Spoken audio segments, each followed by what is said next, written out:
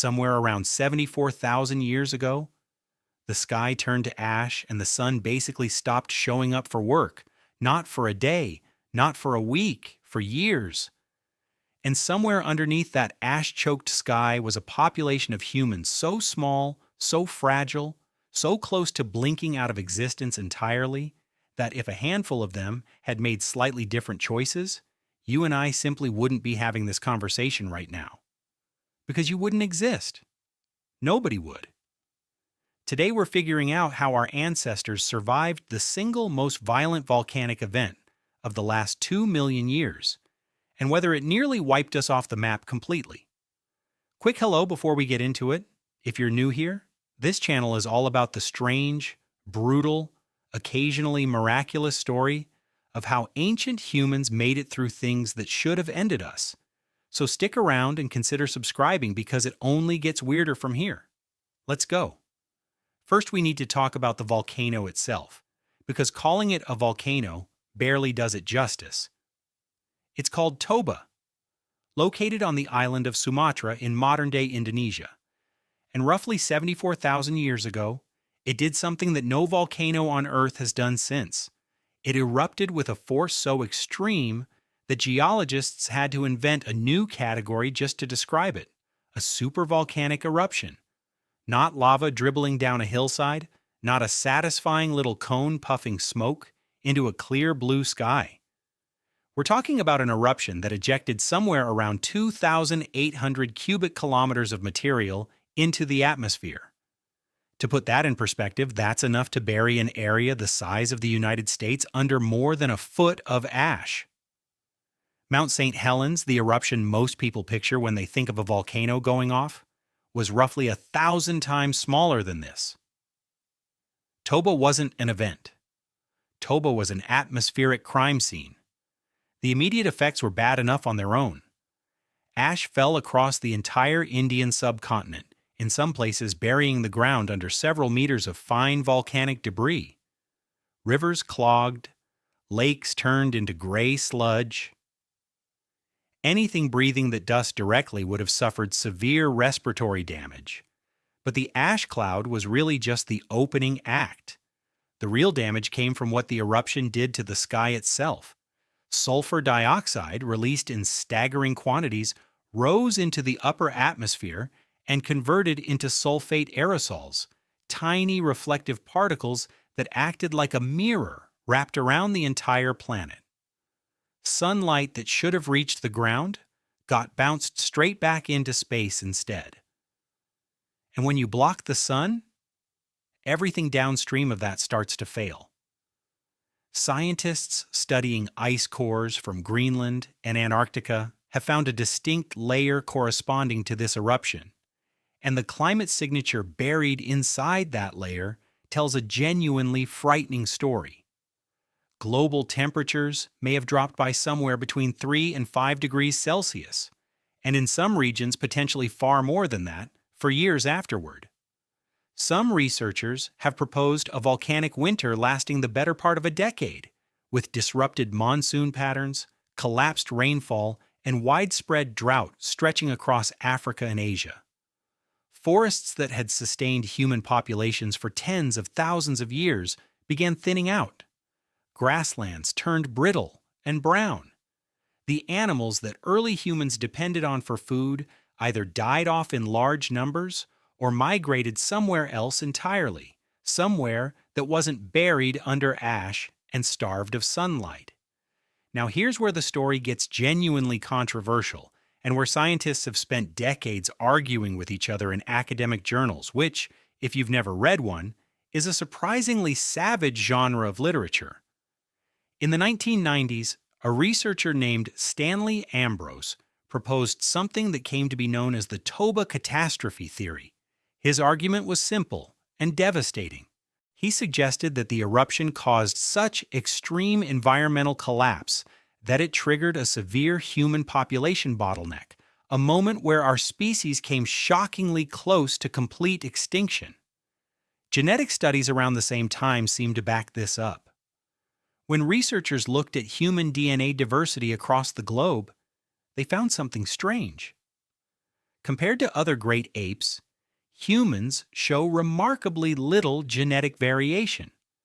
Chimpanzee populations living in a single forest can carry more genetic diversity than the entire human species spread across 7 continents. That's bizarre. That's not how it's supposed to work for a species this widespread and this numerous. Something at some point had squeezed our gene pool down to a tiny, surviving remnant. Some estimates suggested the surviving human population may have dropped to somewhere between 3,000 and 10,000 breeding individuals worldwide. Not 10,000 tribes. 10,000 people total on the entire planet. For a species that today numbers in the billions, that number is almost impossible to process. We came, according to this theory, within a hair's breadth of not making it.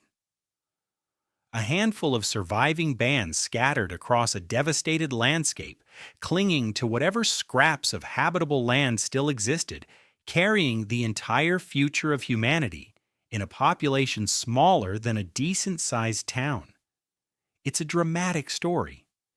It's also, according to a growing number of archaeologists, probably not entirely accurate, or at least not as clean and catastrophic as it first sounded. Because here's the problem: if Toba really did nearly erase humanity, you'd expect to find almost no evidence of continuous human occupation in the regions closest to the eruption right around that time. And that's not what the archaeological record actually shows. Excavations at sites in southern India, including one called Jwalapuram, uncovered stone tools both directly beneath and directly above the Toba ash layer, essentially identical to each other, which means the people making those tools weren't wiped out. They kept doing exactly what they'd been doing before, during, and after one of the largest volcanic eruptions in the history of our species. Similar patterns have shown up in parts of Africa, where human populations appear to have continued relatively undisturbed. It's not the picture of a species teetering on the edge of oblivion.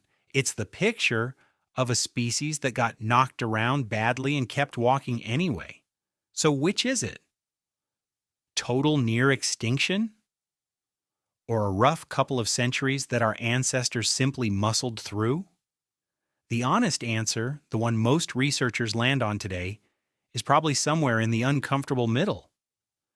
The genetic bottleneck almost certainly happened, but newer research suggests it may have started before Toba erupted and been driven by a combination of factors: harsh glacial climate cycles, shrinking habitats, and general ice age brutality, with the eruption acting as one severe blow among several rather than the single apocalyptic cause. In other words, Toba probably didn't create the crisis all by itself. It landed on top of a species that was already stretched thin, already fighting for survival across a punishing climate, and made an already difficult existence considerably worse for a while. And this is where the story stops being about a volcano and starts being about us. Because regardless of exactly how close we came to the edge, we didn't go over it, and the reasons why are honestly more interesting than the disaster itself. Theory 1, refugia. Not every environment on Earth got hit equally hard. Certain regions, particularly along coastlines, seem to have acted as natural shelters from the worst of the climate disruption. Coastal southern Africa is one of the most compelling examples. Sites along the Cape Coast show consistent, uninterrupted human habitation through this exact period, and researchers believe the ocean itself may have been the reason why. Coastal environments buffer temperature swings more effectively than inland regions. When the land dries up and the animals disappear, the sea keeps producing food regardless of what's happening in the sky. Shellfish don't care about sulfate aerosols. Mussels don't need sunlight to keep growing on a rock. For humans clinging to survival during a multi-year volcanic winter, a reliable coastline stacked with edible shellfish, fish, and marine mammals may have been the single most important resource on the entire planet. Theory 2. Diet flexibility. Humans, even at this early stage, were not picky eaters, and that turned out to be an enormous evolutionary advantage. Populations capable of shifting between hunting, foraging, fishing, and scavenging, depending on what was actually available, had a dramatically better chance of getting through a period where the usual food sources vanished overnight. Specialist species animals locked into eating one specific thing are the ones that get hammered hardest during rapid environmental change. Generalists survive. And humans, for all our flaws, have always been ruthless generalists, willing to eat almost anything that wouldn't immediately kill us. Theory 3, and this one might be the most important of all, social cooperation. Small, isolated bands of humans scattered across a devastated landscape were vulnerable. But humans who maintained trade networks, kinship ties, and cooperative relationships with neighboring groups had something far more valuable than any individual survival skill. They had backup. If one group's local food sources collapsed entirely, a connection to a neighboring group in a slightly less devastated region could mean the difference between starving and making it through the winter. Archaeological evidence from this general period shows early signs of long-distance material exchange, tools and ornaments moving across distances that suggest human groups weren't living in total isolation from each other. That web of connection, fragile and informal as it probably was, may have functioned as an early survival net, spreading risk across a wider population instead of concentrating it inside a handful of doomed, disconnected bands. It's worth pausing here to appreciate just how strange this moment in prehistory actually was, because it wasn't only humans who were forced to deal with the fallout. Toba's ash and climate disruption reached across an enormous stretch of the planet, and the fossil and pollen record from this window shows widespread disruption to plant life as well. Entire ecosystems reorganizing themselves in the span of a few centuries. Forests that had taken thousands of years to establish thinned out dramatically in some regions. Grassland ecosystems expanded into areas that previously supported denser vegetation.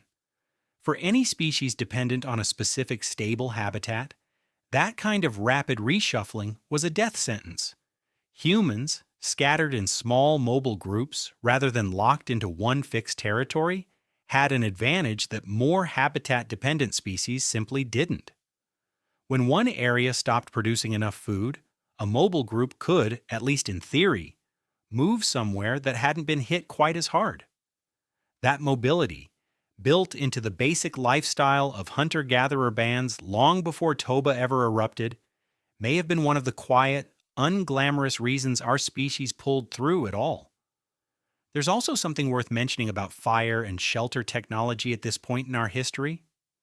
By roughly 70,000 years ago, humans already had a working relationship with controlled fire, and evidence from several sites suggests increasingly sophisticated use of hearths, cooking, and basic shelter construction. None of this was accidental. A group that could reliably start and maintain fire had a meaningful advantage during a prolonged period of reduced sunlight and dropping temperatures. Warmth mattered. Cooked food, which extracts more calories and kills more pathogens than raw food, mattered even more when every calorie was suddenly precious. Small technological advantages that seem unremarkable under normal conditions become the difference between life and death when the environment turns hostile all at once. What's genuinely remarkable, when you step back and look at the full picture, is that our species made it through an event this catastrophic without any of the tools we'd consider basic today. No written records to pass down survival strategies, no stored food reserves in the modern sense, no understanding whatsoever of what was actually happening to the sky above them. As far as the people living through this were concerned, the sun had simply started failing, the world had gone gray and cold, and nobody could have told them why or when or if it would ever end. They had no geological explanation, no volcanic index, no way of knowing this was survivable rather than the beginning of permanent decline. They just kept doing what small groups of humans have always done in the face of the unknown. They adapted. They shared what little they had.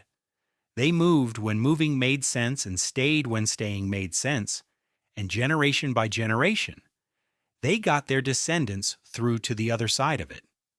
The genetic echo of that struggle is still detectable inside every one of us today. That surprisingly narrow band of human genetic diversity, the thing that first got researchers asking questions about Toba in the first place, is a kind of biological scar tissue, evidence of a species that went through something extraordinarily difficult and came out the other side smaller, more fragile, and profoundly lucky. Every person alive right now descends from survivors of an era when the sky itself seemed to be actively working against us. Every single one of us is standing on top of an unbroken chain of ancestors who managed to eat enough, stay warm enough, and cooperate well enough to make it through years without a reliable sun. It's worth sitting with that for a second. We talk about resilience like it's some abstract virtue, something you develop by journaling or going to the gym. But the actual biological resilience baked into our species was forged under conditions almost none of us could imagine surviving today. Ash-choked skies, collapsed food chains, years of cold that shouldn't have existed, and somehow, without agriculture, without writing, without any understanding of what was happening above them, small bands of humans found a way through anyway. And it wasn't the last time something like this happened either. Long after Toba, our ancestors faced a whole series of brutal climate shocks, sudden temperature swings, extended droughts, entire glacial cycles that reshaped where humans could and couldn't live. Toba is simply the earliest and most dramatic instance we have solid evidence for, a kind of opening chapter in a much longer story about a fragile, oddly stubborn species that kept getting knocked down by a planet that owed it nothing and kept getting back up anyway. Every migration, every technological shift, every new tool or strategy that shows up in the archaeological record after this period exists because a small number of people in a hostile and unfamiliar world refuse to simply disappear. So the next time the sky looks a little gray, or the news feels a little apocalyptic, or life just generally feels like it's testing you, it might be worth remembering that your ancestors already survived a genuine, sky-darkening, world-altering catastrophe with nothing but fire, shellfish, and each other. And here you are. If you enjoyed this one, make sure you're subscribed, because this channel is basically a running list of disasters our species somehow walked away from, and there are a lot more of them coming. Let me know down in the comments. If you'd been alive back then, watching the sun disappear behind that ash with absolutely no idea why, what do you think would have scared you more? The cold? Or simply not knowing if it would ever end? I'll see you in the next one.